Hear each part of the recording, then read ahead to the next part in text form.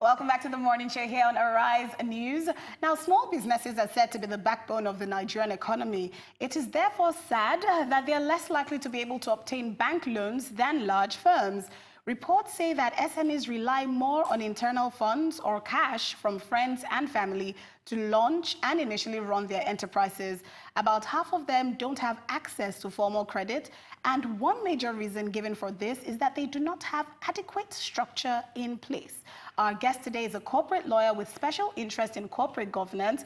Derin Fagbure is passionate about entrepreneurs, and through her publications and Instagram accounts, she breaks down complex legal matters in a way that owners of SMEs will understand and utilize. It's good to be talking to you this morning, Derin. Yeah, welcome nice to the to be morning here as show. well. Why are you so passionate about small businesses? Because I really believe they can be big, and they can be much bigger than they are now, and they have so much potential. Because sometimes you look at a really a business that just has one person, and you're like, oh, you do so much, it's amazing. And I really feel they can do the next level, really, and they can go big, go global. Yeah. Oh, what would you say are the basic legal structures that a SME needs to have implemented in their company? Okay, first of all, incorporation, because you talk to businesses and somebody has been doing business for 5 years, and I have a business and there's no structure, it's not incorporated, and like I have a business and you're still paying money into a personal account. Why is that going on? You have no incorporation structure. And for those who do partnerships, you need to have a partnership structure on ground. What is your partnership agreement like? What does your partnership agreement like say? I have a partner. How are you sure that person is your partner?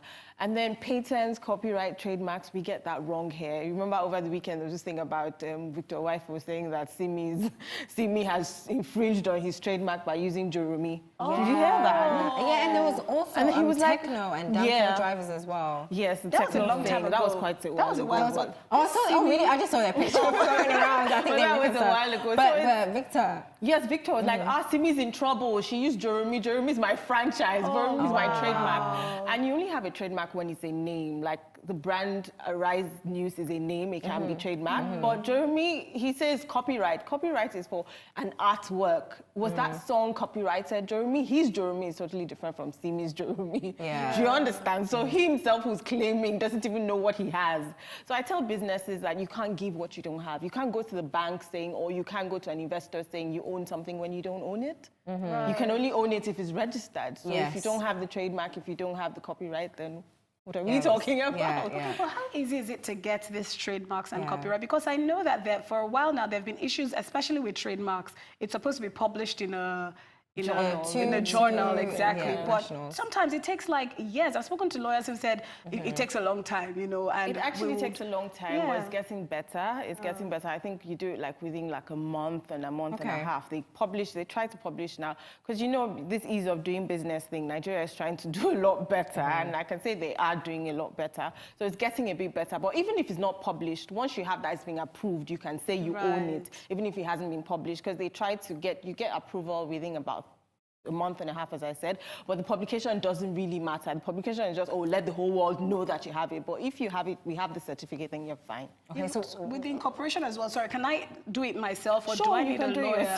Because it seems like lawyers keep saying like, sorry, I know you're a lawyer, but like we need them, you know. But is it something? Where do I go to as a small business? You probably may just need a lawyer if you're talking about how to structure the shares and things like that. But if you have that all known in your mind, then you can go and do it, because all you need is a password and write the name of your directors and all that. All you have to do is probably go to the court to get it notarized. But you can do it yourself, and you get a search done in 2 days, a day, the search report comes out. So it's fast and you can do it yourself. Okay, interesting. Yeah, because every time I've registered a company, I've always used a lawyer. Exactly. It's easier. So I think it is easier. That's why I decided to make things simpler for people to understand, because people just get scared. Oh, I can't do it myself, let me get a lawyer. But you can actually do it yourself. You can do it yourself. And going back to what you were saying about, you know, companies, if a lot of the time SMEs and people say that people have stolen things from them, and they're always bigger companies or corporations or identities.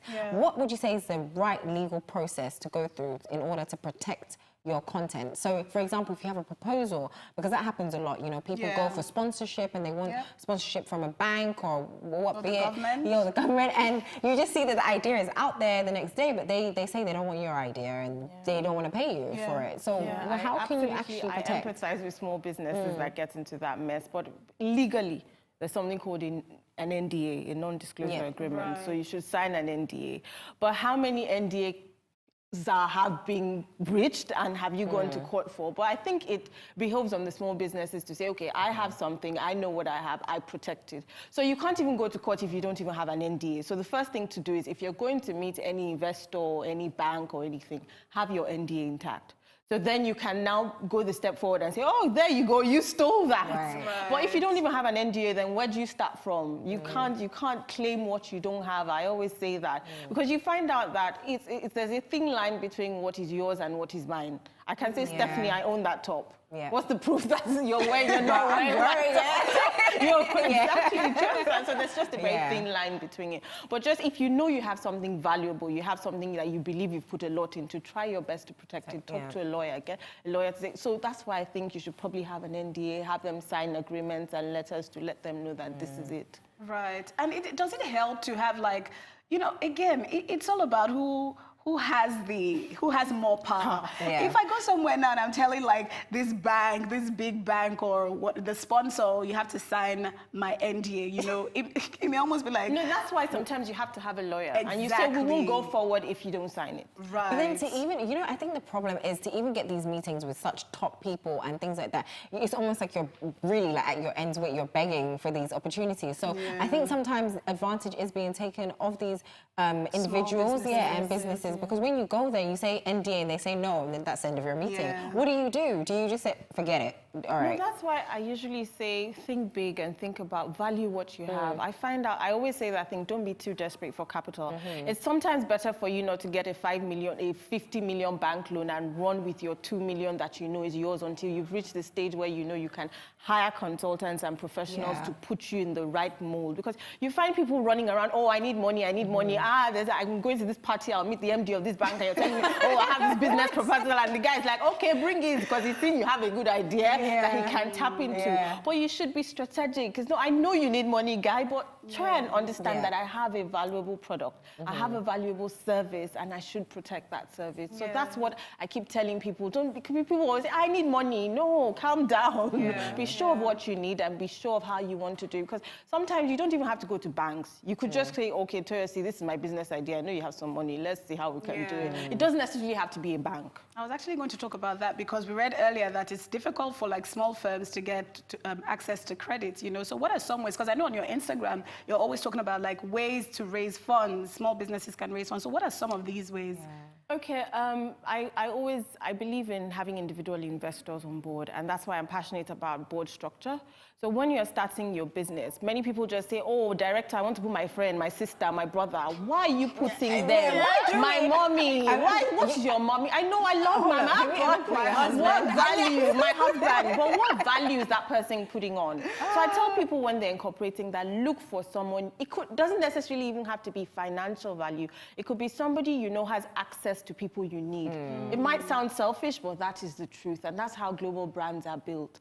Do I have an accountant who can help me with my books? You can put a top accountant on your board, and then when you take your proposal out, people want to talk to that business. There's sometimes that the brand may not have grown enough to have that reputation, but the people behind the brand give the brand that reputation. Because, for instance, if I had a company and I had Stephanie on it, they might not know the name of my company, but I say, you don't know her. If anything happens, we'll go and meet her in the studio. Like, if I still, do you understand? So I think people should understand that. Don't just say my husband. I love you. We know we love your husband, but what value is he bringing on board? We're changing our voice. Exactly. What value is he bringing on board? It's been amazing talking to you. One last question, though. The area that a lot of small businesses have issues with is in taxes. You know, like, so these filing of taxes, is this something that we should be getting someone to do for us, or should I still try to do it myself? And what are some things I should take note of? Now, every business gets a TIN number at the point of incorporation. You know that. So that makes it easy to know that, okay, I've been dragged into the tax net. But usually I'd say get somebody to do it because even sometimes, even as lawyers, I would refer to my tax friends who are tax specialists when it gets a bit more complicated. Okay, so these aren't accountants. These are They could be accountants, but anybody who's a tax specialist, somebody who Right. does tax, I would say get the professionals to do it. Oh, amazing. We have to don't get yourself in round trouble, yeah. up. Yeah, but what is your Instagram handle? How can people reach you? In black and white, in black_and_white.